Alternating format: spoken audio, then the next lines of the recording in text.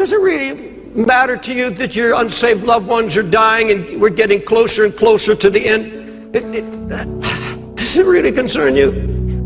Does it really matter to you that your unsaved loved ones are dying and they could die and go to hell? Even though you're a lover of Christ? Where's the anguish? Where are the tears? Where's the mourning? Where's the fasting? Let me ask you, is what I just said convicted you at all? Where's the getting up in the middle of the night? Where's the confessing of your sins and of your children, confessing your children's sins before the Lord, or your mate's sin before God? Because this is exactly what Nehemiah does. He confesses his sins and the sins of all the people. And then he says, we have sinned. I have sinned. And then he said, we have sinned. But the truth of the matter is, in all honesty, there are numbers among us that are changing, and they don't know it. You've lost your fight. You see, when you read the book of Joshua, it's almost a book of failure, because they lost their heart. They lost the fight. No sign of anguish, no weeping, not a word of prayer. It's all ruin. That's all the devil wants to do, is get the fight out of you and kill it. So you won't labor in prayer anymore. You won't weep before God anymore. You can sit and watch television and your family go to hell. Let me ask you, is what I just said convicted you at all? A Christian can see more on his knees than he can from his feet.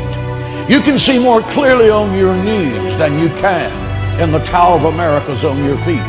Prayer is not getting God prepared to do your will. Prayer is getting you prepared to do God's will. Prayer is the only way to release the supernatural power of God in your life, in your marriage, in your business, to show you great and mighty things that you know not. Prayer is the key that unlocks the gates of heaven and closes the gates of hell. Prayer is the power that my 89-year-old mother has when she gets down on her arthritic knees and whispers the name Jesus. Every demon in Harris County down in Houston, Texas starts running for the Gulf of Mexico because the warrior is on her knees praying with absolute power.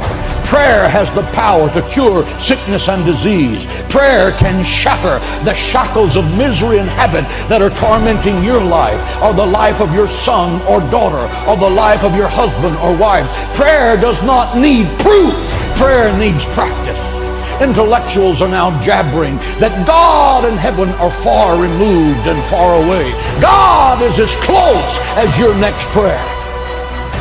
Prayer is the weapon that God has given his children to wage war in the heavenlies. Church of Jesus Christ, stop whining about the attacks on your life by the prince of darkness and put on the whole armor of God in Ephesians 6. Attack, and then attack again, and then attack again, and then attack again, and then attack again, and then attack again, and then attack again, and crush him and drive him out of your life, because Satan is a defeated foe. Christ has given you the keys of death, hell, and the grave. You are a child of God, and the royal blood of heaven is flowing in your veins. You are destined to be more than a conqueror through Christ. Think like it, act like it, and talk like it every day of your life. Give him praise and glory in the house. You're never going to outgrow warfare. You simply must learn to fight. I hear people saying to me all the time, oh, when is it going to get easier? When you die.